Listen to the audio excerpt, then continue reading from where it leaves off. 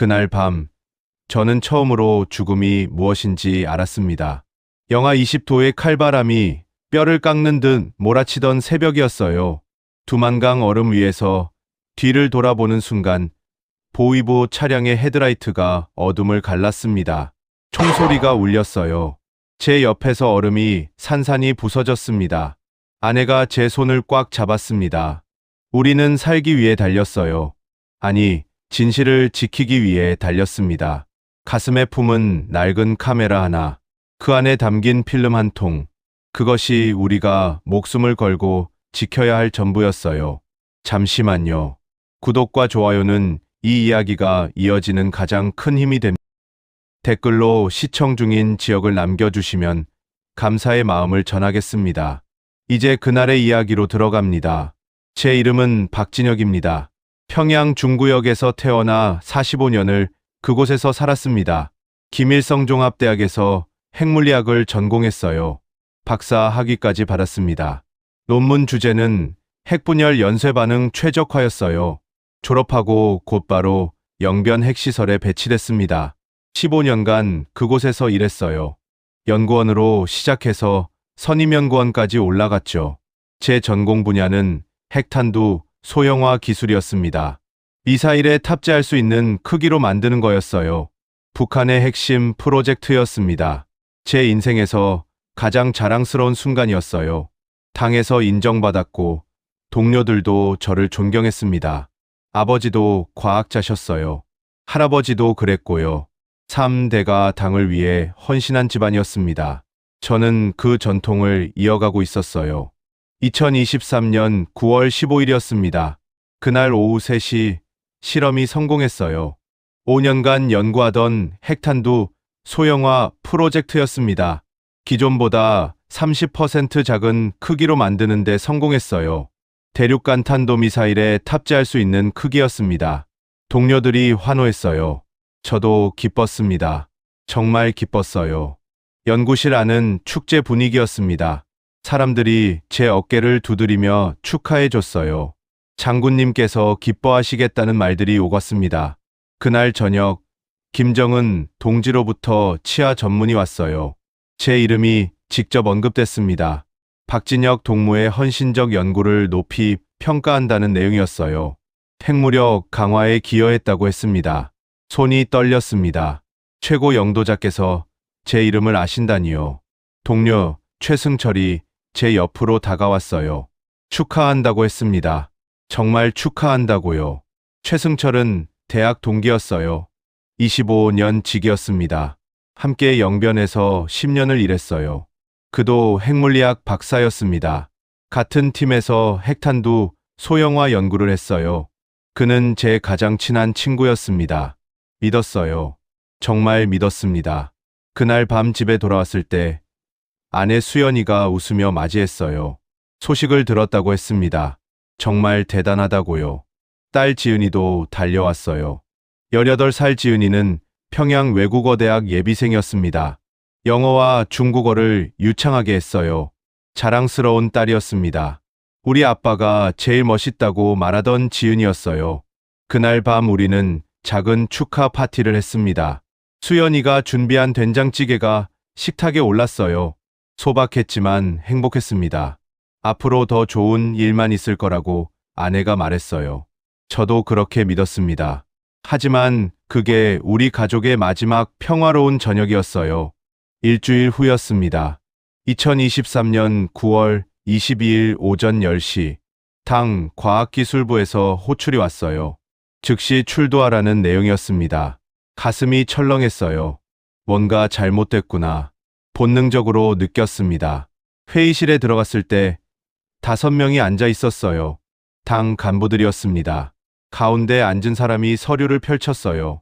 9월 15일 실험 데이터에 중대한 누락이 발견됐다고 했습니다. 숨이 멎는 것 같았어요. 핵탄두 소형화 기술의 핵심 수치 12개가 빠져 있다고 했어요. 의도적 누락으로 보인다고요. 저는 모든 데이터를 제출했다고 대답했습니다. 간부가 다른 서류를 꺼냈어요. 최승철 동무가 제출한 보고서라고 했습니다. 거기에는 제가 데이터를 유출하려 했다고 적혀 있었어요. 기술 정보를 외부로 빼돌리려 했다고요. 머리가 하얘졌습니다. 최승철, 제 친구, 25년 지기. 그가 저를 고발했다는 겁니까? 거짓말이라고 항변했습니다. 절대 그런 적 없다고요. 하지만 간부는 증거가 있다고 말했어요. 사진 몇 장을 펼쳤습니다. 제가 컴퓨터 앞에 앉아 있는 모습이었어요.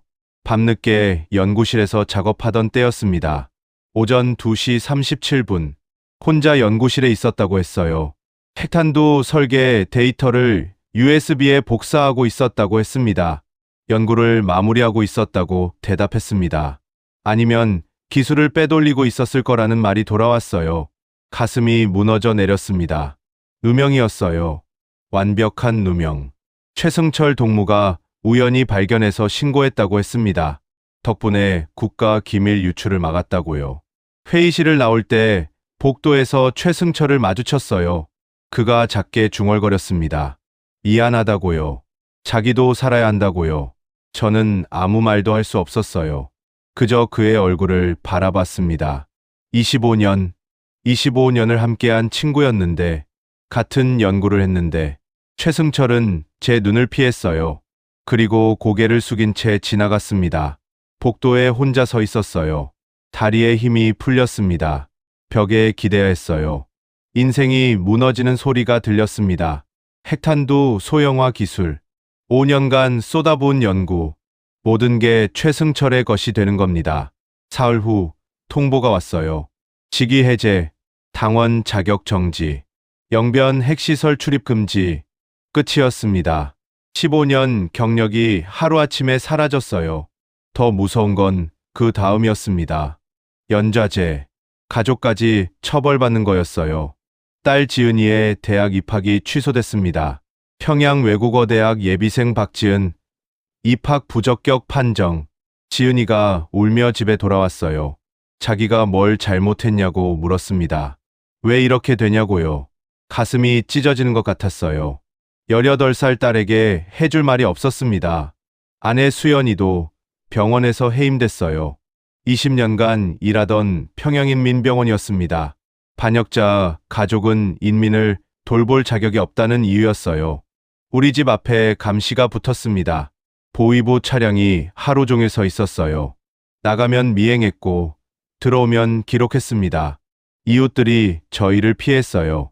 눈을 마주치지 않았습니다. 반역자 가족과 연루되면 자기들도 위험하니까요. 복도에서 마주쳐도 고개를 돌렸어요. 아이들이 지은이를 따돌렸습니다. 친하게 지내던 친구들도 멀어졌어요. 지은이는 매일 울었습니다. 방에 틀어박혀 나오지 않았어요. 수연이는 말이 없었습니다. 부엌에 앉아 멍하니 벽만 바라봤어요. 가끔 한숨 소리가 들렸습니다. 저는 아무것도 할 수 없었어요. 그저 창밖만 바라봤습니다. 보위부 차량의 헤드라이트가 어둠 속에서 빛나고 있었어요. 일주일이 지났습니다. 그날 밤 우리 가족은 거실에 모여 앉았어요. 아무도 말이 없었습니다. 지은이는 고개를 숙이고 있었고 수연이는 손을 꼭 쥔 채 있었어요. 저는 창밖을 봤습니다. 그리고 말했어요. 떠나야 한다고요. 수연이가 고개를 들었습니다. 어디로 가냐고 물었어요. 국경이라고 대답했습니다. 두만강을 넘어야 한다고요. 수연이의 얼굴이 창백해졌어요. 그건 죽음을 각오해야 하는 일이었으니까요. 하지만 다른 선택지가 없었습니다. 여기 남으면 우리 모두 끝이라고 말했어요. 정치범 수용소로 끌려갈 거라고요. 지은이가 떨리는 목소리로 물었습니다. 정말 도망가야 하냐고요. 고개를 끄덕였어요. 미안하다고 말했습니다. 아빠가 지켜주지 못해서 미안하다고요. 그날 밤 우리는 탈북을 결심했습니다. 목숨을 걸고 국경을 넘기로요. 다음 날부터 준비를 시작했어요. 돈이 필요했습니다. 브로커에게 줄 돈이요. 집에 있던 귀중품을 팔았어요. 중국산 TV, 일본산 전기밥솥, 금반지. 몰래 장마당에서 처분했습니다. 충분하지 않았지만 어쩔 수 없었어요. 수연이가 중국어를 가르치기 시작했습니다. 만약 중국에 가면 필요할 거라고 했어요. 지은이는 이미 중국어를 잘했지만 더 연습했습니다. 저도 배웠어요. 어설펐지만 외웠습니다. 발음이 틀려도 계속 연습했어요. 2주 후 브로커를 만났습니다. 함경북도 무산에 사는 조선족이었어요. 1인당 5만 달러라고 했습니다. 손이 떨렸어요. 그렇게 많은 돈을 어디서 구하나요? 하지만 브로커는 단호했어요. 목숨 값이라고 했습니다. 싫으면 다른 사람을 찾으라고요. 선택의 여지가 없었습니다. 절반은 지금, 나머지는 중국 도착하면 드리겠다고 했어요. 브로커가 고개를 끄덕였습니다. 2023년 12월 말에 연락하겠다고 했어요. 두만강이 완전히 얼면요. 2달 안에 모든 걸 정리해야 했습니다. 10월 초 함경북도로 떠났어요. 평양을 벗어나는 게 가장 어려웠습니다. 검문소마다 신분증 검사가 있었어요. 어디 가냐는 질문을 받았습니다. 친척 집에 다녀온다고 대답했어요. 가슴이 터질 것 같았습니다. 혹시 영변 핵시설 출입 금지 명단을 확인하면 어쩌나. 다행히 통과했어요. 기차로 10시간. 청진 외곽 고모 집에 도착했습니다. 고모는 아버지, 여동생이셨어요. 혼자 사셨습니다. 무슨 일이냐고 물으셨어요. 모든 걸 말씀드렸습니다. 최승철의 배신, 직위해제, 연좌제, 핵탄두 기술을 빼앗긴 이야기까지요. 고모는 한참을 침묵하시더니 고개를 끄덕이셨어요. 여기 숨어 있으라고 하셨습니다. 도와주시겠다고요. 그날부터 우리는 지하실에 숨었어요. 낮에는 움직일 수 없었습니다. 보위부가 수시로 순찰을 돌았거든요. 밤에만 조심스럽게 움직였어요. 한 달이 지났습니다. 지은이가 머리를 잘랐어요. 긴 머리를 모두 잘라버렸습니다. 오빠들처럼 보이려고 그랬대요. 더 안전할 거라고요. 딸의 잘린 머리카락을 보며 울었습니다. 바닥에 떨어진 검은 머리카락들이 제 발밑에 흩어져 있었어요. 수연이가 제 손을 잡았습니다. 괜찮다고 했어요. 머리는 다시 자란다고요. 하지만 목소리가 떨리고 있었습니다. 저도 알았어요. 다시 자라지 못할 수도 있다는 거요. 11월 중순 브로커에게서 연락이 왔어요. 12월 5일에 무산에서 만나자고 했습니다. 2주일 후면 강을 건너는 겁니다. 11월 마지막 날 밤이었어요. 고모가 저희를 부르셨습니다. 낡은 가방을 건네셨어요. 열어보니 옷가지와 마른 옥수수가 들어 있었습니다. 감사하다고 말씀드렸어요. 고모가 또 작은 봉투를 건네셨습니다. 중국 돈이었어요. 많지 않았지만 귀한 돈이었습니다. 어떻게 이런 돈을 구하셨냐고 물었어요. 묻지 말라고 하셨습니다. 그냥 받으라고요. 고모는 돌아서셨어요. 어깨가 떨리고 있었습니다. 가서 잘 살라고 하셨어요. 자유롭게요. 그날 밤 고모와 마지막 식사를 했습니다. 옥수수죽이었어요. 고모가 지은이 머리를 쓰다듬었습니다. 공부 많이 하라고 하셨어요. 자유로운 곳에서요. 지은이가 울먹였습니다. 다음 날 새벽, 우리는 떠났어요. 고모가 대문 앞까지 나오셨습니다. 건강하시라고 인사드렸어요. 고모도 잘 가라고 하셨습니다. 뒤돌아봤을 때 고모가 손을 흔들고 계셨어요. 작은 실루엣이 점점 멀어졌습니다. 다시는 못 볼 거라는 걸 알았어요. 가슴이 미어졌습니다. 무산에 도착한 건 12월 3일이었어요. 국경 도시였습니다. 분위기가 살벌했어요. 군인들이 많았고 검문도 잦았습니다. 브로커가 알려준 집을 찾아갔어요. 폐가였습니다. 문을 두드렸더니 안에서 소리가 났어요. 누구냐고 물었습니다. 리 사장님이 보냈다고 대답했어요. 문이 열렸습니다. 마른 최고의 남자가 나왔어요. 빨리 들어오라고 했습니다. 안으로 들어가니 이미 8명이 있었어요. 두 가족이었습니다. 젊은 부부와 아기, 노부부, 그리고 청년 2명. 모두 같은 처지였어요. 탈북자들. 이틀 후 출발한다고 했습니다. 이틀 후면 두만강을 건너는 겁니다. 이틀간 폐가에 숨어 있었어요. 밖에 나갈 수 없었습니다. 창문으로 멀리 두만강이 보였어요. 하얗게 얼어 있었습니다. 지은이가 창가에 서서 강을 바라봤어요. 저게 두만강이냐고 물었습니다. 그렇다고 대답했어요. 저 너머가 중국이냐고 또 물었습니다. 응. 이라고만 답했어요. 우리 정말 건널 수 있냐고 물었습니다. 대답할 수 없었어요. 수연이가 딸을 안았습니다. 할 수 있다고 했어요. 우리 함께니까요. 12월 5일 새벽 1시, 브로커가 왔어요. 출발한다고 했습니다. 소리 내지 말라고요. 11명이 줄지어 나왔어요. 밤은 깜깜했습니다. 달도 없었어요. 추웠어요. 영하 20도. 바람이 얼굴을 때렸습니다. 걸었어요. 1시간쯤 걸었을까요? 강이 보였습니다. 두만강. 국경. 저 너머가 자유였어요. 브로커가 속삭였습니다.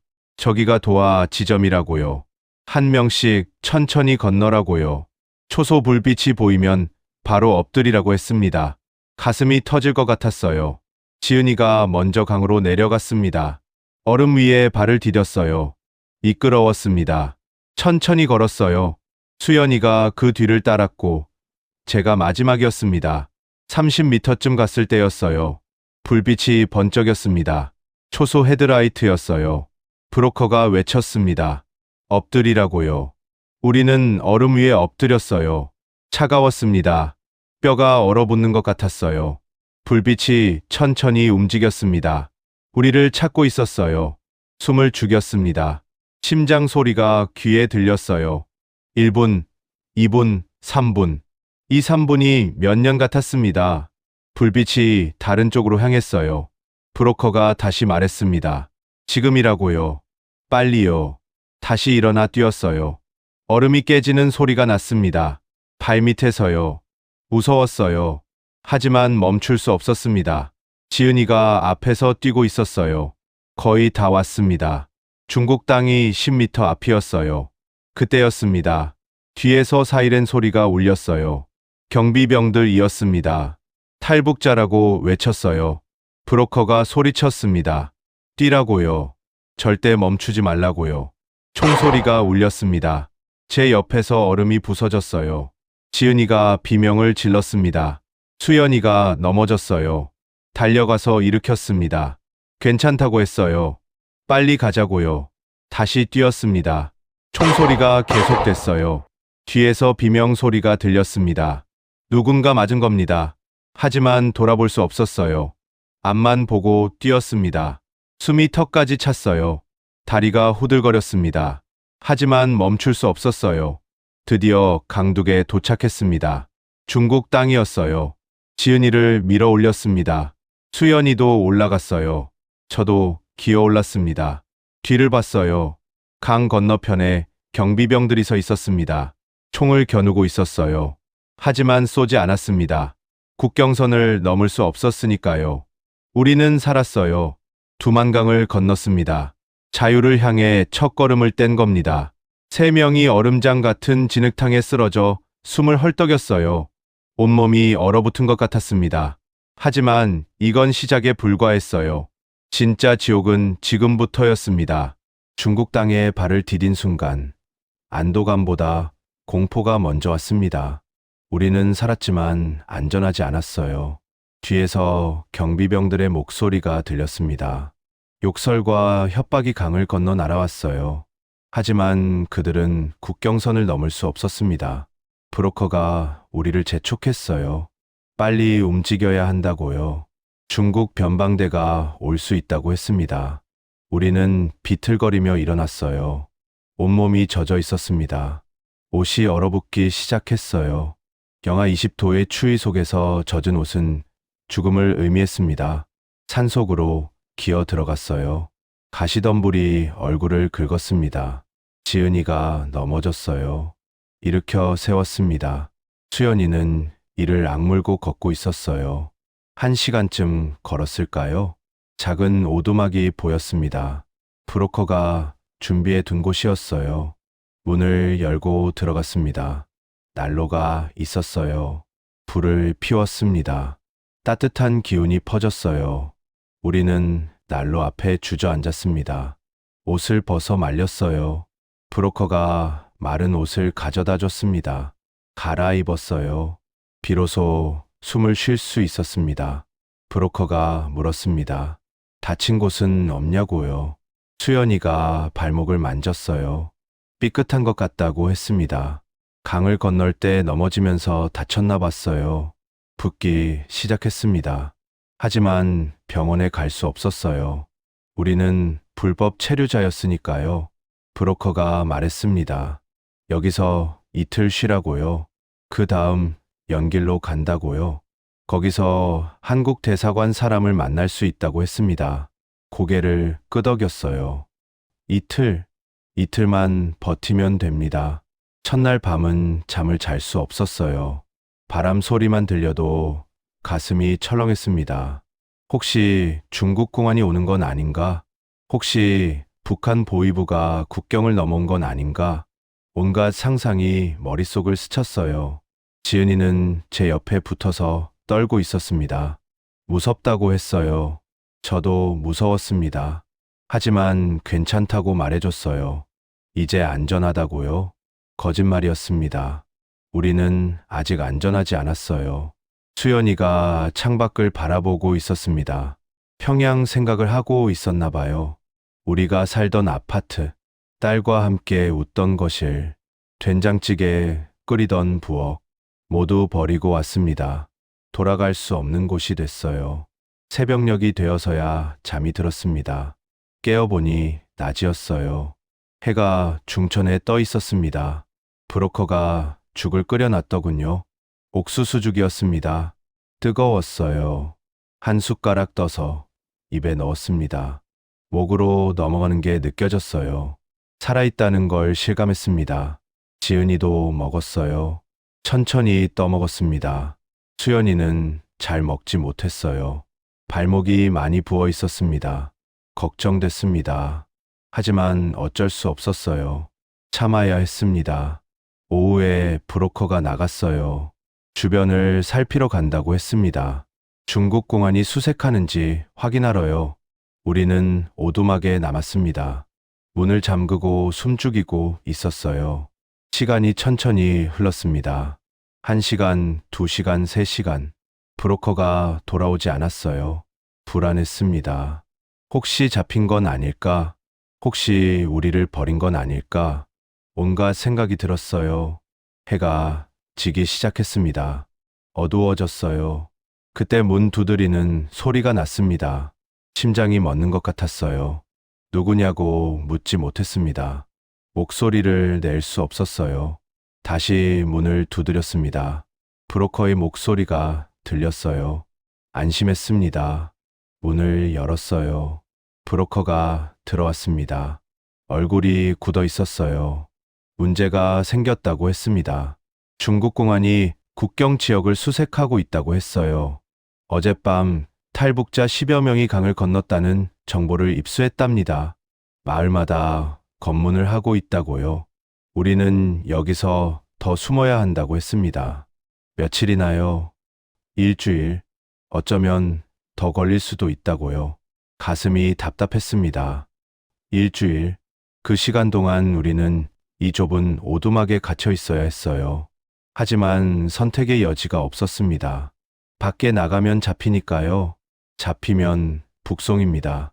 북송되면 정치범 수용소예요. 그곳은 죽음보다 무서운 곳이었습니다. 브로커가 먹을 것을 가져왔어요. 빵과 물이었습니다. 일주일치라고 했어요. 아껴 먹으라고요. 고맙다고 했습니다. 브로커는 며칠 후에 다시 오겠다고 했어요. 그리고 떠났습니다. 우리는 다시 혼자 남았어요. 나흘이 지났습니다. 오두막 생활은 지옥이었어요. 좁았습니다. 3명이 누우면 꽉 찼어요. 화장실도 없었습니다. 밖에 나가서 볼일을 봐야 했어요. 밤에만 나갈 수 있었습니다. 낮에는 움직일 수 없었어요. 지은이가 말이 없어졌습니다.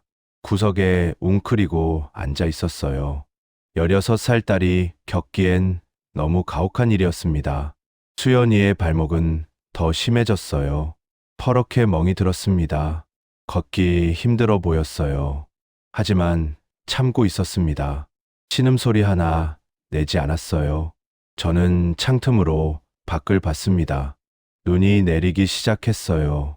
12월 중순, 북한에서도 이맘때면 눈이 왔었죠. 평양 거리가 하얗게 덮이던 날들, 지은이와 눈사람을 만들던 겨울, 수연이가 끓여주던 뜨거운 차, 모두 추억이 됐습니다. 돌아갈 수 없는 과거가 됐어요. 7일째 되는 날, 브로커가 다시 왔습니다. 수색이 끝났다고 했어요. 이제 움직일 수 있다고요. 내일 새벽 출발한다고 했습니다. 연길까지 가는 거예요. 차로 4시간 거리라고 했습니다. 드디어 이 오두막을 벗어나는 겁니다. 그날 밤 짐을 챙겼어요.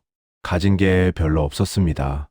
옷 몇 벌, 고모가 주신 돈, 그리고 아버지의 낡은 회중시계, 아버지께서 물려주신 거였어요.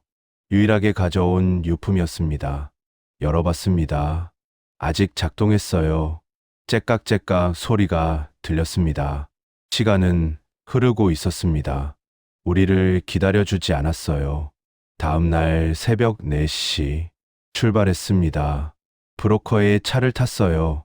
낡은 승합차였습니다. 뒷좌석에 우리 셋이 앉았어요. 차가 출발했습니다. 비포장도로를 달렸어요. 덜컹거렸습니다. 수연이가 신음을 참았어요. 발목이 아팠나 봐요. 지은이가 어머니의 손을 잡았습니다. 차는 계속 달렸어요. 1시간쯤 지났을까요? 큰 도로로 나왔습니다. 포장도로였어요. 훨씬 부드러웠습니다. 창밖으로 중국 마을이 보였어요. 아직 어두웠지만 불빛이 보였습니다. 북한과는 달랐어요. 더 밝았습니다. 전기가 풍족한 것 같았어요. 해가 뜨기 시작했습니다. 점점 밝아졌어요. 건물들이 보였습니다. 높은 빌딩들이었어요. 평양보다 훨씬 컸습니다. 차들도 많았어요. 승용차들이 거리를 다녔습니다. 사람들도 자유롭게 걸어 다녔어요. 신기했습니다. 이게 자유구나. 실감했어요. 오전 8시쯤 됐을 때 검문소가 나타났습니다. 심장이 철렁했어요. 브로커가 속삭였습니다. 가만히 있으라고요. 자기가 처리하겠다고요. 차가 멈췄습니다. 중국 공안이 다가왔어요. 창문을 두드렸습니다. 브로커가 창문을 내렸어요. 공안이 물었습니다. 어디 가냐고요. 브로커가 중국어로 대답했습니다. 연길에 친척 만나러 간다고요. 공안이 차 안을 들여다봤어요. 우리를 봤습니다. 저는 숨을 참았어요. 지은이가 제 옷을 꽉 잡았습니다. 공안이 신분증을 요구했어요. 브로커가 건넸습니다. 공안이 확인했어요. 한참을 봤습니다. 시간이 멈춘 것 같았어요. 공안이 신분증을 돌려줬습니다. 가라고 했어요. 차가 다시 출발했습니다. 검문소를 지났어요. 살았습니다. 브로커가 웃었어요. 운이 좋았다고 했습니다. 저도 웃었어요. 긴장이 풀렸습니다. 오전 10시 연길에 도착했습니다. 큰 도시였어요. 빌딩이 즐비했습니다. 간판들이 한글과 중국어로 섞여 있었어요. 조선족이 많이 사는 곳이라고 했습니다. 브로커가 어느 건물 앞에 차를 세웠어요. 여기서 내리라고 했습니다. 3층에 올라가면 사람이 기다리고 있다고요. 한국 대사관 사람이라고 했어요. 고맙다고 인사했습니다. 브로커가 고개를 끄덕였어요. 잘 살라고 했습니다. 그리고 떠났습니다. 우리는 건물로 들어갔어요. 낡은 건물이었습니다. 계단을 올라갔어요. 수연이가 힘들어했습니다. 발목 때문이었어요. 천천히 올라갔어요. 3층에 도착했습니다. 305호 문을 두드렸어요. 안에서 소리가 났습니다. 문이 열렸어요. 40대 중반쯤 되어 보이는 남자가 나왔습니다. 한국 사람이었어요. 억양이 달랐습니다. 들어오라고 했어요. 안으로 들어갔습니다. 작은 사무실이었어요. 책상과 의자가 있었습니다. 앉으라고 했어요. 우리는 앉았습니다. 남자가 물을 가져다 줬어요. 마셨습니다. 시원했어요. 오랜만에 마시는 깨끗한 물이었습니다. 남자가 말했어요. 한국 대사관에서 나왔다고요? 탈북자들을 돕는 일을 한다고 했습니다. 우리를 안전하게 한국으로 보내줄 거라고요. 눈물이 났습니다. 참으려고 했지만 흘러내렸어요. 감사하다고 말했습니다. 남자가 웃었어요. 괜찮다고 했습니다. 다들 그렇다고요. 서류를 작성했어요. 이름, 생년월일, 출신지, 탈북 경로, 가족 관계 다 적었습니다. 남자가 확인했어요. 고개를 끄덕였습니다. 문제 없다고 했어요. 여기서 한 달 정도 지내야 한다고 했습니다. 서류 처리 시간이 필요하다고요. 그동안 안전가옥에서 지내면 된다고 했어요. 한 달, 한 달만 버티면 한국에 갈 수 있습니다. 안전가옥은 연길 외곽에 있었어요. 작은 주택이었습니다. 우리 말고도 5명이 더 있었어요. 모두 탈북자들이었습니다.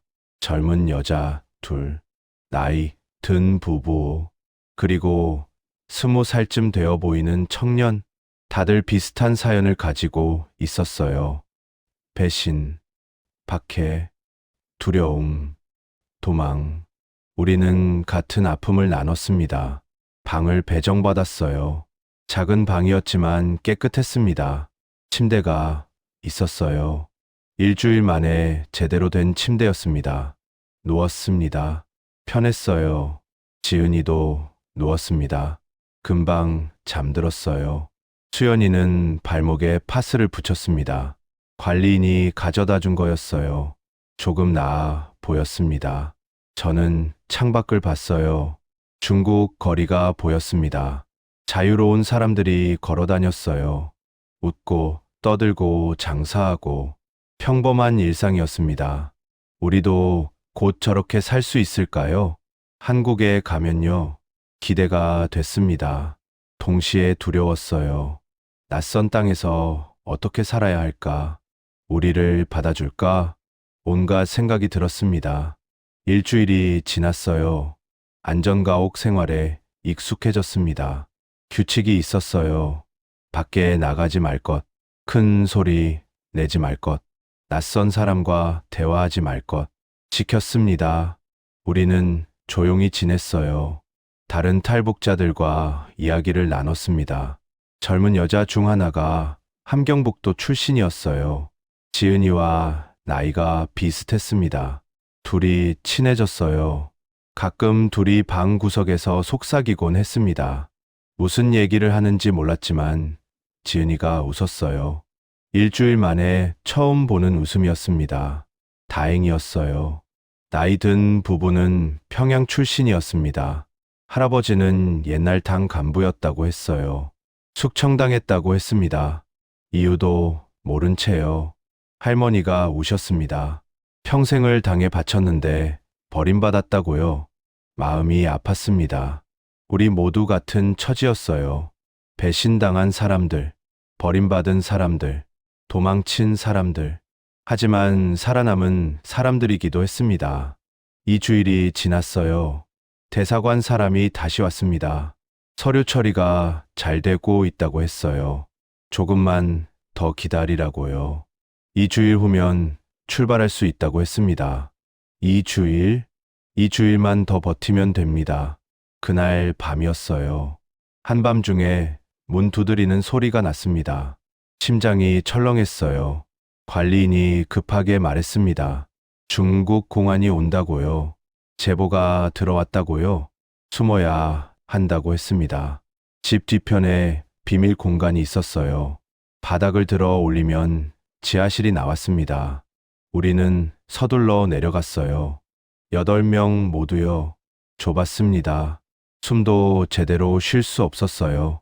관리인이 바닥을 덮었습니다. 깜깜해졌어요. 아무것도 보이지 않았습니다. 지은이가 제 손을 꽉 잡았어요. 수연이의 숨소리가 들렸습니다. 거칠었어요. 두려움 때문이었습니다. 위에서 소리가 들렸어요. 문 열리는 소리, 발소리, 여러 명이었습니다. 중국 공안이었어요. 집 안을 뒤지는 소리가 났습니다. 가구 넘어가는 소리, 물건 떨어지는 소리, 고함 소리. 우리는 숨죽이고 있었습니다. 누군가 기침을 참았어요. 할아버지였습니다. 기침이 나오려는 걸 참고 있었어요. 손으로 입을 막았습니다. 얼굴이 빨개졌어요. 발소리가 가까워졌습니다. 바로 위였어요. 바닥을 밟는 소리가 들렸습니다. 우리가 숨은 바로 위였어요. 심장이 터질 것 같았습니다. 누군가 바닥을 두드렸어요. 쿵쿵. 빈 공간이 있는지 확인하는 거였습니다. 우리는 얼어붙었어요. 움직일 수 없었습니다. 시간이 멈췄습니다. 한참이 지났어요. 발소리가 멀어졌습니다. 다른 방으로 간 것 같았어요. 조금 안심했습니다. 하지만 아직 끝나지 않았어요. 30분이 지났습니다. 위에서 여전히 소리가 났어요. 뒤지는 소리, 고함 소리, 그리고 관리인의 목소리. 아무도 없다고 했습니다. 혼자 산다고요. 공안이 믿지 않는 것 같았어요. 계속 추궁했습니다. 1시간이 지났어요. 지하실 공기가 탁해졌습니다. 숨쉬기 힘들었어요. 지은이가 헐떡거렸습니다. 수연이가 딸을 안았어요. 괜찮다고 속삭였습니다. 할아버지가 기침을 더 이상 참지 못했어요. 콜록, 작은 소리였지만 들렸습니다. 위에서 조용해졌어요. 누군가 귀를 기울이는 것 같았습니다. 발소리가 다시 가까워졌어요. 우리 위로요. 바닥을 두드렸습니다. 더 세게요. 쿵쿵쿵. 빈 공간을 찾은 것 같았어요. 끝났구나 생각했습니다. 그때 관리인이 소리쳤어요. 여기는 하수구라고요. 냄새 나니까 건드리지 말라고요. 공안이 망설이는 것 같았어요. 한참의 침묵, 그리고 발소리가 멀어졌습니다. 문 닫히는 소리가 들렸어요. 차 시동 거는 소리, 멀어지는 소리. 갔습니다. 우리는 살았어요. 30분을 더 기다렸습니다. 관리인이 바닥을 열었어요. 올라왔습니다. 신선한 공기를 마셨어요. 살았습니다. 정말 살았어요. 하지만 더 이상 여기 있을 수 없었습니다. 관리인이 말했어요. 오늘 밤 당장 떠나야 한다고요. 제보자가 또 신고할 수 있다고요. 대사관 사람에게 연락했습니다. 1시간 후에 차가 왔어요. 우리는 급하게 짐을 챙겼습니다. 다른 안전가옥으로 이동했어요. 연길에서 1시간 떨어진 곳이었습니다. 더 외진 곳이었어요. 거기서 다시 기다렸습니다. 한국으로 가는 날을요? 일주일이 더 지났습니다. 드디어 연락이 왔어요. 출발한다고요. 내일 공항으로 가면 된다고 했습니다. 한국행 비행기를 탄다고요. 마침내 한국에 가는 겁니다. 하지만 가슴 한편이 무거웠어요. 북한에 두고 온 사람들 때문이었습니다. 최승철, 배신한 친구. 하지만 그도 살기 위해 그랬을 거예요. 고모, 우리를 숨겨주신 분, 다시 볼 수 없을 겁니다. 부모님, 소식조차 들을 수 없어요. 무사하신지 알 수 없습니다. 모두 제 선택 때문이었어요. 죄책감이 밀려왔습니다. 하지만 돌이킬 수 없었어요. 이미 너무 멀리 왔습니다. 앞으로만 가야 했어요. 다음 날 새벽 5시, 대사관 사람이 다시 왔습니다. 출발한다고 했어요. 지금 당장이라고요. 어젯밤 중국 공안이 다녀간 후로 상황이 위험해졌다고 했습니다. 제보자가 또 신고할 수 있다고요. 우리는 급하게 짐을 챙겼어요. 가진 게 별로 없어서 금방 끝났습니다. 다른 탈북자들도 함께 움직였어요. 젊은 여자 2, 나이 든 부부, 청년 1명, 모두 8명이었습니다.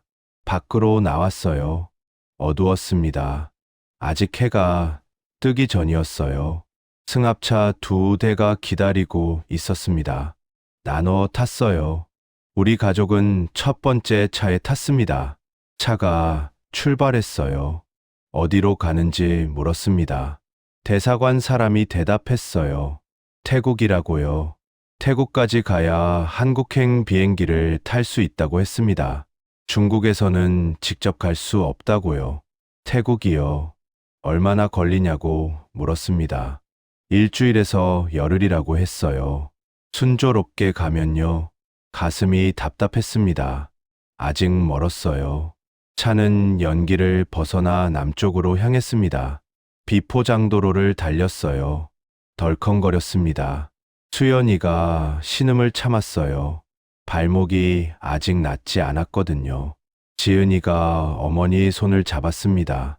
3시간쯤 달렸을까요? 작은 마을에 도착했어요.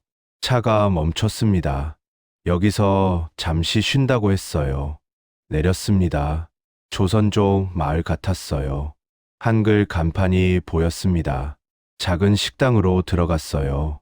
국수를 주문했습니다. 뜨거웠어요. 후루룩 소리를 내며 먹었습니다. 맛있었지만 급하게 먹어야 했어요. 시간이 없었거든요. 30분 후 다시 출발했습니다. 계속 남쪽으로 갔어요. 창밖으로 중국 시골 풍경이 지나갔습니다. 논밭이 있었어요. 농부들이 일하고 있었습니다.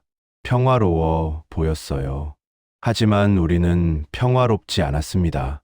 계속 긴장해야 했어요. 언제 잡힐지 몰랐으니까요. 저녁 무렵 또 다른 안전가옥에 도착했습니다. 구이저우성이라고 했어요. 중국 남쪽 지방이었습니다. 여기서 이틀을 기다려야 한다고 했어요. 다음 이동 준비를 해야 한다고요. 집으로 들어갔습니다.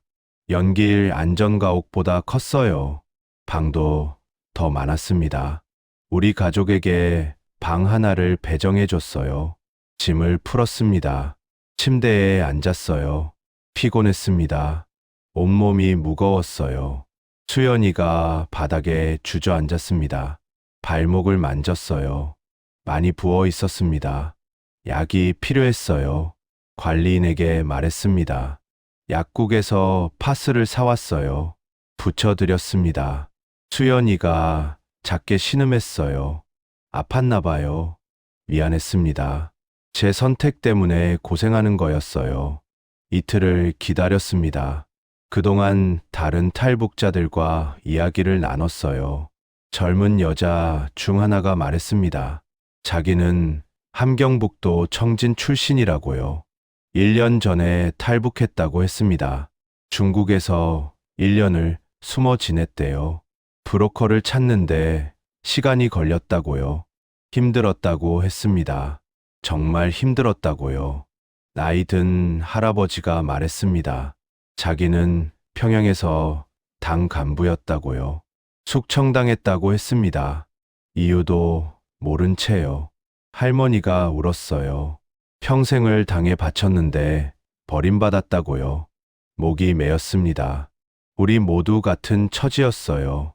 배신당한 사람들, 버림받은 사람들, 도망친 사람들. 청년이 말했습니다. 자기는 군인이었다고요. 국경 경비대였대요. 탈북자들을 잡는 일을 했다고 했습니다. 하지만 양심의 가책을 느꼈대요. 그래서 자기도 도망쳤다고요. 아이러니했습니다. 탈북자를 잡던 사람이 탈북자가 됐어요. 그날 밤 잠이 오지 않았습니다. 방 안은 조용했어요. 수연이와 지은이는 잠들어 있었습니다. 저는 천장을 바라봤어요. 생각이 많았습니다. 최승철이 떠올랐어요. 배신한 친구, 지금쯤 뭘 하고 있을까? 여전히 영변에서 일하고 있을까? 제 자리를 차지하고요. 분노가 치밀었습니다. 하지만 동시에 안도감도 들었어요. 저는 이제 자유를 향해 가고 있었으니까요. 사흘째 되는 날 새벽 또 출발했습니다. 이번엔 기차를 탔어요. 광저우로 간다고 했습니다. 중국 남부 대도시였어요. 거기서 다시 차를 갈아탄다고 했습니다. 기차표를 받았어요. 중국 신분증으로 끄는 거였습니다. 위조 신분증이었어요. 떨렸습니다. 걸리면 끝이었어요. 기차역으로 갔습니다. 사람들이 많았어요. 중국 사람들 틈에 섞였습니다. 티가 나지 않도록 조심했어요. 개찰구를 통과했습니다. 신분증을 보여줬어요. 영무원이 확인했습니다. 심장이 터질 것 같았어요. 영무원이 고개를 끄덕였습니다. 통과됐어요. 안으로 들어갔습니다. 플랫폼에 기차가 서 있었어요. 탔습니다. 좌석을 찾아 앉았어요. 창가 자리였습니다. 수연이와 지은이가 옆에 앉았어요. 기차가 출발했습니다. 천천히 움직이기 시작했어요. 점점 빨라졌습니다. 창밖으로 풍경이 빠르게 지나갔어요. 긴장이 조금 풀렸습니다. 1시간쯤 지났을까요? 검표원이 왔어요. 표를 보여달라고 했습니다. 건넸습니다. 검표원이 확인했어요. 그리고 저를 빤히 쳐다봤습니다. 식은땀이 났어요. 뭔가 눈치챈 걸까요? 검표원이 물었습니다. 어디서 오냐고요? 조선족이냐고요? 고개를 끄덕였습니다. 그렇다고 대답했어요. 검표원이 웃었습니다. 말투가 이상하다고 했어요. 연변 쪽이냐고요? 네, 라고 대답했습니다. 검표원이 표를 돌려줬어요. 그리고 지나갔습니다. 가슴을 쓸어내렸어요. 아슬아슬했습니다. 8시간을 달렸습니다. 광저우에 도착했어요. 큰 도시였습니다. 고층 빌딩이 즐비했어요. 사람들도 엄청 많았습니다. 역에서 내렸어요. 브로커가 기다리고 있었습니다. 다른 사람이었어요. 무산에서 만난 브로커는 아니었습니다. 나이가 더 많아 보였어요. 50대쯤 됐을까요? 따라오라고 했습니다. 밖으로 나갔어요. 차가 여러 대 있었습니다. 나눠 탔어요. 우리는 3번째 차에 탔습니다. 출발했어요. 시내를 벗어났습니다. 1시간쯤 달렸을 때 외곽 지역에 도착했어요. 작은 공장 같은 건물이었습니다. 차에서 내렸어요. 안으로 들어갔습니다. 창고였어요. 넓었지만 텅 비어 있었습니다. 여기서 며칠 기다려야 한다고 했어요. 국경을 넘는 준비를 한다고요. 라오스를 거쳐 태국으로 간다고 했습니다. 육로로요. 위험하다고 했어요. 하지만 다른 방법이 없다고요. 고개를 끄덕였습니다. 어쩔 수 없었어요. 창고 구석에 자리를 잡았습니다. 담요를 깔았어요. 앉았습니다. 다른 탈북자들도 하나둘 모여들었어요. 모두 20명 정도 됐습니다. 우리보다 먼저 온 사람들도 있었어요. 한 달째 기다리는 사람도 있었습니다. 불안했어요. 우리도 그렇게 오래 기다려야 할까요? 일주일이 지났습니다. 창고 생활은 지옥이었어요. 화장실도 제대로 없었습니다. 밖에 임시로 만든 화장실을 써야 했어요. 샤워도 할 수 없었습니다. 물로 간단히 닦는 게 전부였어요. 먹을 것도 부족했습니다. 하루 2끼만 줬어요. 빵과 물이었습니다. 배가 고팠어요. 지은이가 살이 빠졌습니다. 얼굴이 창백했어요. 수연이도 마찬가지였습니다. 발목은 더 심해졌어요. 걷기 힘들어 보였습니다.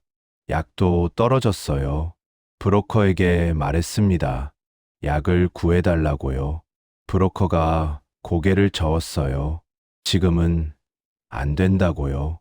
밖에 나갈 수 없다고 했습니다. 공안이 수색하고 있다고요. 참아야 한다고 했어요. 화가 났습니다. 하지만 어쩔 수 없었어요.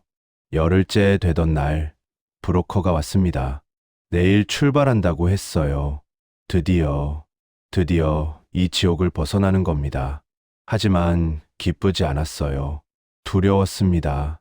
국경을 넘는 게 제일 위험하다고 들었거든요. 많은 사람들이 거기서 잡힌다고요. 그날 밤 잠을 잘 수 없었습니다. 내일이면 또 다른 강을 건너는 겁니다. 다음 날 새벽 3시 출발했습니다. 트럭을 타라고 했어요. 화물 트럭이었습니다. 짐칸에 올라탔어요. 20명이 다 탔습니다. 비좁았어요. 브로커가 말했습니다. 절대 소리 내지 말라고요. 검문소를 지나야 한다고요. 걸리면 모두 끝이라고 했습니다. 짐칸 문이 닫혔어요. 깜깜해졌습니다. 아무것도 보이지 않았어요. 트럭이 출발했습니다. 덜컹거렸어요. 사람들이 서로 부딪혔습니다. 신음 소리가 났어요. 참아야 했습니다. 1시간쯤 지났을까요? 트럭이 속도를 줄였습니다. 멈췄어요. 밖에서 소리가 들렸습니다. 중국어였어요. 검문소였습니다. 심장이 멎는 것 같았어요. 모두 숨을 죽였습니다. 밖에서 고함 소리가 났어요. 뭘 실었냐고 묻는 것 같았습니다. 브로커가 대답했어요. 농산물이라고요. 검사하겠다는 소리가 들렸습니다. 끝났구나 생각했어요. 발소리가 가까워졌습니다. 짐칸 쪽으로요. 누군가 문을 두드렸어요. 쿵쿵. 문고리를 잡는 소리가 났습니다. 이제 열리는 겁니다. 그때 브로커가 큰 소리로 웃었어요. 뭔가 말했습니다. 들리지 않았어요. 하지만 웃음소리가 계속됐습니다. 담배 냄새가 났어요. 뇌물을 주는 것 같았습니다. 한참이 지났어요. 발소리가 멀어졌습니다. 트럭이 다시 출발했습니다. 살았어요. 우리는 살았습니다. 국경을 넘었습니다. 라오스에 들어왔어요. 브로커가 문을 열었습니다. 햇빛이 쏟아졌어요. 눈이 부셨습니다. 밖으로 나왔어요. 산속이었습니다. 공기가 달랐어요. 더 습했습니다. 따뜻했어요. 중국보다 훨씬 따뜻했습니다. 여기서부터는 걸어야 한다고 했어요. 차로 갈 수 없는 길이라고요. 산길을 넘어야 한다고 했습니다. 수연이를 봤어요. 걱정됐습니다. 발목이 안 좋은데 걸을 수 있을까요? 하지만 선택의 여지가 없었어요. 걸어야 했습니다. 걷기 시작했어요. 좁은 산길이었습니다. 가파랐어요. 힘들었습니다. 1시간쯤 걸었을 때 수연이가 주저앉았어요. 더 이상 못 걷겠다고 했습니다. 발목이 너무 아프다고요. 브로커가 소리쳤습니다. 빨리 움직이라고요. 시간이 없다고요. 지은이와 제가 수연이를 부축했어요. 양쪽에서 받쳤습니다. 다시 걸었어요. 느렸지만 계속 갔습니다. 해가 지기 시작했어요. 어두워졌습니다. 아직도 산속이었어요. 브로커가 말했습니다. 오늘은 여기서 자야 한다고요. 땅에 앉았습니다. 피곤했어요. 온몸이 무거웠습니다. 빵 한 조각을 나눠줬어요. 물도 조금 줬습니다. 먹었어요. 맛이 없었지만 삼켰습니다. 살아야 했으니까요. 밤이 깊어졌습니다. 추웠어요. 담요가 한 장밖에 없었습니다. 3명이 같이 덮었어요. 떨었습니다. 잠이 오지 않았어요. 이틀을 더 걸었습니다. 드디어 마을이 보였어요. 라오스 마을이었습니다. 작은 마을이었어요. 사람들이 낯선 눈으로 우리를 봤습니다. 신경 쓰지 않았어요. 차가 기다리고 있었습니다. 탔어요. 출발했습니다. 태국 국경으로 간다고 했어요.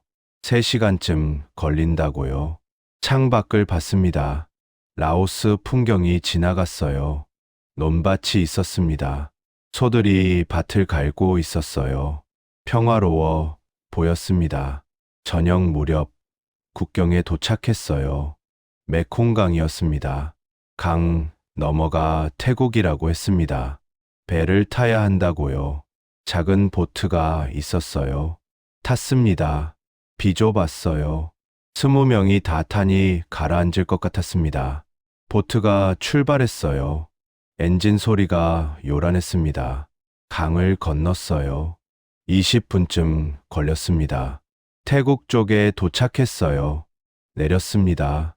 브로커가 말했습니다. 여기가 태국이라고요. 이제 거의 다 왔다고요. 안도했습니다. 하지만 완전히 끝난 건 아니었어요. 태국 작은 마을에서 하룻밤을 보냈습니다. 다음 날 아침 방콕으로 향했어요. 버스를 탔습니다. 10시간을 달렸어요. 방콕에 도착했습니다. 큰 도시였어요. 사람들이 많았습니다. 건물들이 높았어요. 차들이 가득했습니다. 브로커가 안내했습니다. 한국 대사관으로 간다고요. 드디어 한국 대사관입니다. 대사관 앞에 도착했어요. 큰 건물이었습니다. 태극기가 보였어요. 처음 보는 깃발이었습니다. 하지만 이제 제 나라 깃발이었어요. 브로커가 말했습니다. 여기서 들어가면 된다고요. 자기는 여기까지라고요. 고맙다고 인사했습니다. 정말 고맙다고요. 브로커가 고개를 끄덕였어요. 잘 살라고 했습니다. 그리고 떠났습니다. 우리는 대사관 정문 앞에 섰어요. 숨을 깊이 들이쉬었습니다. 수연이와 지은이를 봤어요. 둘 다 지쳐 있었습니다. 하지만 눈빛은 살아 있었어요. 희망이 보였습니다. 문을 열고 들어갔어요. 경비가 물었습니다. 무슨 일로 왔냐고요? 북한에서 왔다고 대답했습니다. 도움이 필요하다고요. 경비의 표정이 바뀌었어요. 안으로 들어오라고 했습니다. 들어갔어요. 직원이 나왔습니다. 한국 사람이었어요. 반갑게 맞아줬습니다. 탈북자 지원 담당이라고 했어요. 사무실로 안내받았습니다. 앉았어요. 직원이 물을 줬습니다. 마셨어요. 지원했습니다. 목이 타들어가던 참이었거든요. 서류를 작성했습니다. 이름, 생년월일, 출신지, 탈북 경로, 가족 관계 모두 적었어요. 직원이 확인했습니다. 고개를 끄덕였어요. 일주일 정도 여기서 기다려야 한다고 했습니다. 서류 처리가 필요하다고요. 그 다음 한국으로 갈 수 있다고 했습니다. 눈물이 났어요. 참으려고 했지만 흘러내렸습니다. 일주일만 더 버티면 됩니다. 한국에 갈 수 있어요. 일주일을 기다렸습니다. 대사관 안에 있는 작은 숙소에서 지냈어요. 방이 있었습니다. 침대도 있었어요. 따뜻했습니다. 오랜만에 제대로 쉬었어요. 수연이의 발목을 치료받았습니다. 대사관 의사가 진찰했어요. 인대가 늘어났다고 했습니다. 깁스를 했어요. 한 달은 조심해야 한다고 했습니다. 지은이도 검진을 받았습니다. 영양실조라고 했어요. 약을 처방받았습니다. 밥을 잘 먹어야 한다고 했어요. 대사관에서 식사를 제공해줬습니다. 하루 3끼였어요. 따뜻한 밥이었습니다. 김치도 있었어요. 된장찌개도 나왔습니다. 한국 음식이었어요. 맛있었습니다. 오랜만에 제대로 먹었어요. 일주일이 지났습니다. 드디어 출발한다고 했어요. 내일 비행기를 탄다고 했습니다. 한국으로요. 가슴이 두근거렸습니다. 설렘과 두려움이 섞여 있었어요. 한국, 자유의 땅, 새로운 시작. 하지만 낯선 곳이기도 했습니다. 잘 살 수 있을까요? 받아줄까요? 불안했습니다. 그날 밤 잠을 설쳤어요. 내일이면 북한을 완전히 떠나는 겁니다. 돌아갈 수 없는 곳이 됩니다. 최승철이 떠올랐어요. 배신한 친구, 고모도 생각났습니다. 우리를 숨겨주신 분, 부모님도요. 모두 그리웠습니다. 하지만 돌이킬 수 없었어요. 앞으로만 가야 했습니다. 다음 날 아침 공항으로 향했습니다. 대사관 차량이었어요.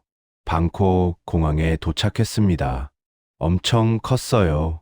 사람들이 가득했습니다. 특별 입구로 들어갔어요. 탈북자 전용이라고 했습니다. 우리 말고도 10명이 더 있었어요. 모두 탈북자들이었습니다. 비행기를 기다렸습니다. 1시간쯤 지났을까요? 탑승한다고 했어요. 일어났습니다. 비행기로 걸어갔어요. 계단을 올라 들어갔습니다. 좌석에 앉았어요. 창가 자리였습니다. 지은이가 제 옆에 앉았어요. 수연이는 그 옆이었습니다. 비행기 문이 닫혔어요. 엔진 소리가 들렸습니다. 커졌어요. 비행기가 움직이기 시작했습니다. 활주로를 달렸어요. 점점 빨라졌습니다. 그리고 떠올랐어요. 지은이가 제 손을 꽉 잡았습니다. 무섭다고 했어요. 괜찮다고 속삭였습니다. 창밖을 봤어요. 땅이 점점 멀어졌습니다. 작아졌어요. 구름 위로 올라갔습니다. 하얀 구름들이 펼쳐져 있었어요. 아름다웠습니다. 수연이가 눈물을 흘렸어요. 저도 울컥했습니다. 해냈어요. 우리는 해냈습니다. 이제 한국으로 갑니다. 자유를 향해요. 새로운 삶을 향해요. 비행기는 계속 날았습니다. 구름 위를요. 희망을 향해요. 5시간을 날았습니다. 기내 방송이 나왔어요. 곧 인천공항에 도착한다고 했습니다. 심장이 빨리 뛰었어요. 드디어 한국입니다. 창밖을 봤어요. 구름 아래로 땅이 보이기 시작했습니다. 건물들이 보였어요. 도로가 보였습니다. 불빛들이 반짝였어요. 지은이가 숨을 죽였습니다. 수연이가 제 손을 꽉 잡았어요. 비행기가 천천히 내려갔습니다. 고도가 낮아졌어요. 활주로가 보였습니다. 덜컹. 바퀴가 땅에 닿았습니다. 도착했어요. 대한민국. 자유의 땅. 비행기가 천천히 멈췄습니다. 사람들이 일어났어요. 우리도 일어났습니다. 짐을 챙겼어요. 가진 게 별로 없었습니다. 작은 가방 하나가 전부였어요. 비행기 문이 열렸습니다. 밖으로 나갔어요. 차가운 공기가 얼굴을 스쳤습니다. 한국 공기였어요. 계단을 내려갔습니다. 땅에 발을 디뎠어요. 한국 땅, 진짜 한국입니다. 다리가 떨렸어요. 감격 때문이었습니다. 수연이가 눈물을 흘렸어요. 지은이도 울고 있었습니다. 저도 눈물이 났어요. 참을 수 없었습니다. 45년을 북한에서 살았습니다. 이제 자유입니다. 국정원 직원들이 나왔어요. 검은 양복을 입고 있었습니다. 환영한다고 했어요. 대한민국에 오신 걸 환영한다고요. 감사하다고 인사했습니다. 특별 입국장으로 안내받았어요. 일반 승객들과는 다른 곳이었습니다. 서류를 작성했어요. 신원 확인, 탈북 경로 확인, 가족 관계 확인, 모두 적었습니다. 직원이 확인했어요. 문제 없다고 했습니다. 여권 대신 증명서를 받았어요. 임시 신분증 같은 거였습니다. 이제 대한민국 국민이라고 했어요. 가슴이 뜨거워졌습니다. 차를 탔습니다. 하나원으로 간다고 했어요. 탈북자 정착 지원 시설이라고요. 거기서 석 달을 지내야 한다고 했습니다. 한국 사회 적응 교육을 받는다고요. 창밖을 봤어요. 고속도로를 달렸습니다. 불빛들이 지나갔어요. 차들이 많았습니다. 건물들이 높았어요. 평양보다 훨씬 컸습니다. 신기했어요. 이게 자유구나. 실감했습니다. 2시간쯤 달렸을까요? 하나원에 도착했습니다.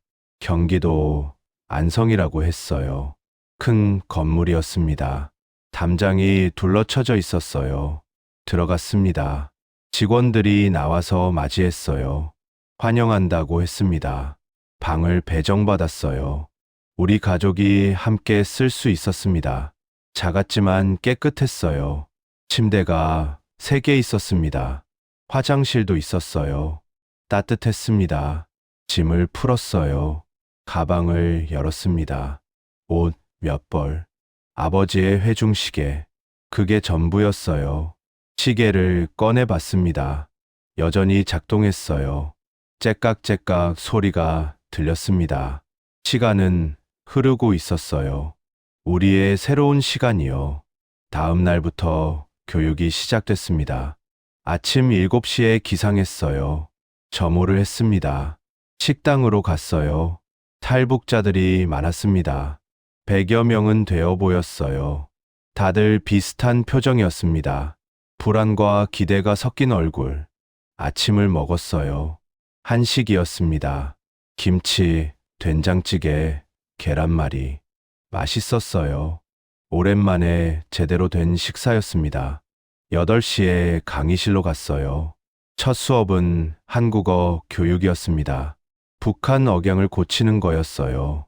선생님이 발음을 교정해 줬습니다. 어려웠어요.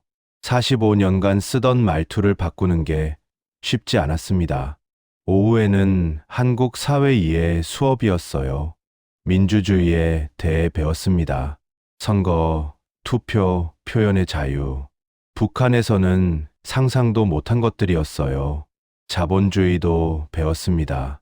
시장 경제, 자유. 혼란스러웠어요. 평생 배운 것과 정반대였으니까요. 저녁에는 컴퓨터 교육이 있었습니다. 처음 만져봤어요.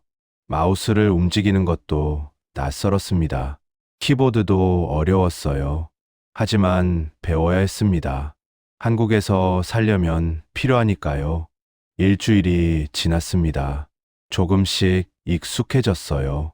한국어 억양도 나아지고 있었습니다. 컴퓨터도 조금씩 다룰 수 있게 됐어요. 인터넷 검색을 배웠습니다. 북한에 대해 검색해 봤어요. 충격적이었습니다. 우리가 몰랐던 진실들이 나왔어요. 경제 상황, 인권 유린, 정치범 수용소의 실상, 모두 사실이었습니다. 배신감이 들었어요. 평생 속았던 겁니다. 당에 충성했던 45년이 허무하게 느껴졌어요. 지은이는 빨리 적응했습니다. 젊어서 그런가 봐요. 같은 또래 친구들과 금방 친해졌습니다. 웃음소리가 들렸어요. 오랜만에 듣는 소리였습니다. 다행이었어요. 수연이는 조용했어요. 말이 없었습니다. 가끔 멍하니 창밖만 바라봤어요. 평양 생각을 하고 있었나 봐요. 20년간 일하던 병원, 친구들 모두 버리고 왔습니다. 마음이 아팠을 거예요. 저도 마찬가지였습니다. 15년간 일하던 연구소, 동료들, 최승철도 가끔 생각났어요. 배신한 친구. 하지만 그도 체제의 희생양이었을지 모릅니다. 한 달이 지났습니다. 심리 상담을 받았어요. 상담사가 물었습니다. 한국 생활이 어떠냐고요? 좋다고 대답했어요. 하지만 복잡했습니다. 좋기도 하고 두렵기도 했어요. 상담사가 말했습니다. 정상이라고요. 다들 그렇다고요. 시간이 지나면 나아진다고 했어요. 믿고 싶었습니다. 2달째 직업 교육을 받기 시작했어요. 북한 학력은 인정받지 못했습니다. 박사 학위도 소용없었어요. 다시 시작해야 했습니다. 기술 교육을 선택했어요. 전기 기술이었습니다. 물리학과 관련이 있었거든요. 열심히 배웠어요. 자격증을 따야 일자리를 구할 수 있다고 했습니다. 수연이는 요양보호사 교육을 받았어요. 간호사 경력이 있었지만 한국 자격증이 필요했습니다. 공부했습니다. 시험을 봤어요. 합격했습니다. 다행이었어요. 지은이는 검정고시를 준비했습니다. 북한 학력을 인정받지 못해서요. 고등학교부터 다시 시작해야 했어요. 18살에 겪기엔 가혹했습니다. 하지만 지은이는 씩씩했어요. 열심히 공부했습니다. 석 달이 지났습니다. 드디어 수료식이었어요. 강당에 모였습니다. 100여 명의 탈북자들이 앉아 있었어요. 원장님이 축사를 했습니다. 축하한다고요. 이제 진짜 대한민국 국민이라고 했습니다. 정착금을 받았어요. 통장이 생겼습니다. 제 이름으로 된 첫 통장이었어요. 1,000만 원이 들어 있었습니다. 많은 돈이었어요. 하지만 이걸로 새 삶을 시작해야 했습니다. 신분증도 받았어요. 대한민국 주민등록증. 사진 속 제 얼굴이 낯설었습니다. 이제 새로운 사람이 된 겁니다. 박진혁. 더 이상 북한 사람이 아니었어요. 한국 사람이었습니다. 하나원을 나왔습니다. 정부에서 임대 아파트를 배정해 줬어요. 서울 노원구였습니다. 작은 투룸이었어요. 우리 가족이 살기에 충분했습니다. 버스를 타고 갔어요. 서울 거리를 지나갔습니다. 높은 빌딩들, 많은 차들, 북적이는 사람들. 압도됐어요. 아파트에 도착했습니다. 10층이었어요. 엘리베이터를 탔습니다. 처음 타봤어요. 신기했습니다. 문을 열고 들어갔어요. 작았지만 깨끗했습니다. 거실이 있었고 방이 2개였어요. 화장실도 있었습니다. 주방도 있었어요. 우리 집이었습니다. 처음으로 제 이름으로 된 집. 짐을 풀었어요. 금방 끝났습니다. 가진 게 별로 없었으니까요. 다음 주부터 일자리를 알아보기 시작했습니다. 하나원에서 구직 교육을 받았지만 막상 나오니 막막했어요. 북한에서는 핵물리학 박사였지만 한국에서는 아무것도 아니었습니다. 인터넷으로 일자리를 찾았어요. 공장 일자리가 많았습니다. 경기도 부천에 있는 전자 부품 공장에 지원했어요. 면접을 봤습니다. 탈북자라고 말했어요. 담당자가 고개를 끄덕였습니다. 채용됐습니다. 월급은 180만 원이었어요. 많지 않았지만 감사했습니다. 출근을 시작했어요. 단순 조립 작업이었습니다. 손이 빨라야 했어요. 익숙하지 않았습니다. 실수했어요. 반장이 소리쳤습니다. 집중하라고요. 가슴이 답답했어요. 북한에서는 박사였는데 이제는 공장 말단 노동자였습니다. 하지만 참아야 했어요. 가족을 먹여 살려야 했으니까요. 수연이도 일자리를 구했습니다. 요양원에서 일하기 시작했어요. 월급은 150만 원이었습니다. 둘이 합치면 330만 원. 부족했어요. 월세가 50만 원. 공과금이 10만 원. 식비에 30만 원. 교통비에 20만 원. 빠듯했습니다. 저축은 할 수 없었어요. 지은이는 검정고시 학원을 다녔습니다. 공부하는 모습이 애처로웠어요. 16살에 겪기엔 너무 가혹했습니다. 석 달이 지났습니다. 조금씩 적응했어요. 공장 일도 익숙해졌습니다. 한국어 억양도 많이 나아졌어요. 하지만 외로웠습니다. 친구가 없었어요. 탈북자 모임을 찾았습니다. 인터넷으로 검색했어요. 노원구에 모임이 있었습니다. 찾아갔어요. 같은 처지의 사람들을 만났습니다. 위안이 됐어요. 혼자가 아니라는 걸 느꼈습니다. 한 할아버지가 말씀하셨어요. 처음엔 다 힘들다고요. 하지만 버티면 나아진다고 했습니다. 포기하지 말라고요. 고개를 끄덕였어요. 포기하지 않겠다고 다짐했습니다. 반년이 지났습니다. 지은이가 검정고시에 합격했어요. 기뻤습니다. 정말 기뻤어요. 이제 고등학교 졸업 학력이 생겼습니다. 대학도 갈 수 있었어요. 하지만 돈이 문제였습니다. 탈북자 장학금을 알아봤어요. 지원했습니다. 기다렸어요. 한 달 후 합격 통지가 왔습니다. 지은이가 대학생이 됐어요. 경영학과였습니다. 새로운 시작이었어요. 저도 야간 학원을 다니기 시작했습니다. 전기기사 자격증을 따려고요. 낮에는 공장에서 일하고 밤에는 공부했어요. 힘들었지만 참았습니다. 나아지려면 노력해야 했으니까요. 1년이 지났습니다. 전기기사 자격증을 땄어요. 기뻤습니다. 이제 더 나은 일자리를 구할 수 있었어요. 건설 현장에 지원했습니다. 채용됐어요. 월급이 250만 원으로 올랐습니다. 수연이는 요양원에서 인정받기 시작했어요. 성실하다고 했습니다. 월급도 조금 올랐어요. 200만 원이 됐습니다. 합치면 450만 원. 조금 여유가 생겼어요. 저축도 시작했습니다. 한 달에 50만 원씩. 많지 않았지만 모았어요. 어느 날 저녁, 가족이 거실에 모였습니다. 오랜만이었어요. 지은이가 말했습니다. 아빠 덕분에 여기까지 왔다고요. 고맙다고요. 가슴이 뭉클했습니다. 아니라고 했어요. 우리 모두 덕분이라고요. 수연이가 제 손을 잡았습니다. 함께여서 가능했다고 했어요. 그날 밤 잠들기 전에 생각했습니다. 우리는 해냈어요. 북한을 떠났습니다. 두만강을 건넜어요. 중국을 지나고 라오스를 거쳐 태국까지 갔습니다. 그리고 여기 한국에 왔어요. 자유를 찾았습니다. 2년째 되던 봄이었습니다. 탈북자 모임에서 강연 요청이 왔어요. 제 이야기를 나눠달라고 했습니다.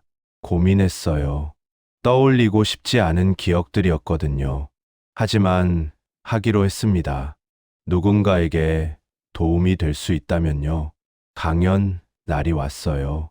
40여 명이 모였습니다. 모두 탈북자들이었어요. 말했습니다. 영변 핵시설에서 일하던 이야기, 최승철의 배신, 두만강 도하, 중국, 라오스, 태국을 거친 여정, 한국 정착, 모든 걸 얘기했어요. 사람들이 경청했습니다. 끝나고 한 사람이 다가왔어요. 젊은 여자였습니다. 함경북도 출신이라고 했어요. 작년에 왔다고요. 힘내라고 했습니다. 처음엔 다 힘들다고요. 하지만 버티면 나아진다고 했어요. 여자가 울었습니다. 고맙다고 했어요. 저도 울컥했습니다. 우리는 서로를 이해했어요. 같은 아픔을 겪었으니까요. 3년째 되던 겨울이었습니다. 조금 더 큰 집으로 이사했어요. 서울 강북구였습니다. 방이 3개였어요. 각자 방을 쓸 수 있었습니다. 처음으로 제 방이 생겼어요. 작은 책상을 놓았습니다. 아버지의 회중시계를 올려놨어요. 여전히 작동했습니다. 째깍째깍 소리가 들렸어요. 시간은 흐르고 있었습니다. 우리의 시간, 자유의 시간. 지은이가 대학 2학년이 됐습니다. 열심히 공부했어요. 성적도 좋았습니다. 친구들도 많이 생겼어요. 웃는 모습을 자주 봤습니다. 행복해 보였어요. 수연이도 안정됐습니다. 요양원에서 팀장이 됐어요. 인정받고 있었습니다. 저도 현장 팀장이 됐습니다. 책임감이 생겼어요. 하지만 뿌듯했습니다. 어느 날 저녁, 창밖을 봤습니다. 서울 야경이 보였어요. 불빛들이 반짝였습니다. 자유의 땅. 우리가 목숨 걸고 찾아온 곳. 완벽하지 않았어요. 여전히 외로웠고 그리웠고 힘들었습니다. 가끔 북한 생각이 났어요. 평양거리, 연구소 동료들, 고모, 최승철까지도요. 모두 그리웠습니다. 부모님은 아마 돌아가셨을 거예요. 연좌제로 처벌받았을 겁니다. 제 선택 때문이었어요. 죄책감이 평생 따라다닐 것 같았습니다. 하지만 후회하지 않았어요. 이 선택이 옳았다고 믿었습니다. 4년째 되던 날이었습니다. 북한 소식이 뉴스에 나왔어요. 영변 핵시설 사고라고 했습니다. 심장이 철렁했어요. 제가 일하던 곳이었습니다. 방사능 유출이라고 했어요. 연구원 여러 명이 피폭됐다고요. 이름은 나오지 않았습니다. 하지만 불안했어요. 혹시 아는 사람이 있을까? 최승철은 괜찮을까? 배신한 친구지만 걱정됐습니다. 탈북자 모임에서 소식을 들었어요. 최승철이 2년 전에 숙청당했다고 했습니다. 사고 책임을 지고요. 정치범 수용소로 끌려갔다고요. 숨이 막혔습니다. 최승철, 저를 배신한 친구. 결국 그도 당해 배신당한 겁니다. 복잡한 감정이 들었어요. 미워했지만 동정도 됐습니다. 그도 피해자였으니까요. 체제의 희생양. 저처럼요. 집에 돌아와서 아버지의 회중시계를 봤습니다. 여전히 째깍거리고 있었어요. 시간은 흐르고 있었습니다.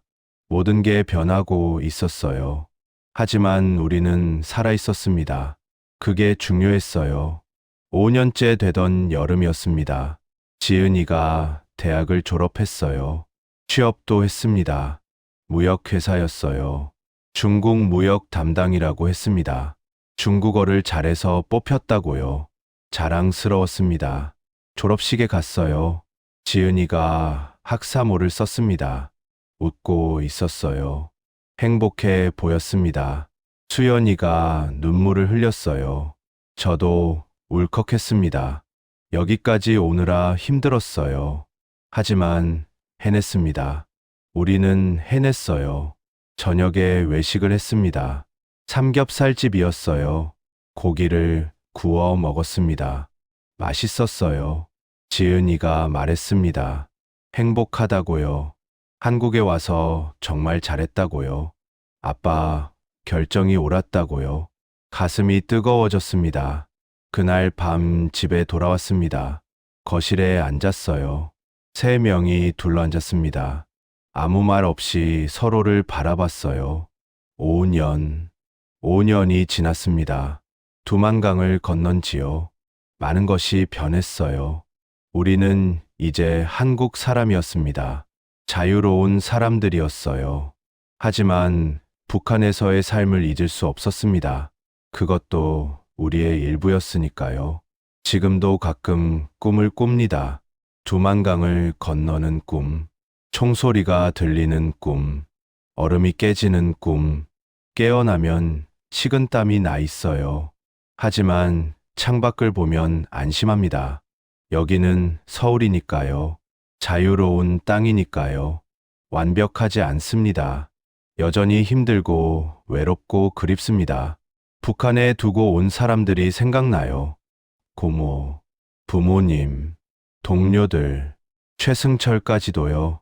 죄책감이 따라다닙니다. 하지만 살아야 합니다.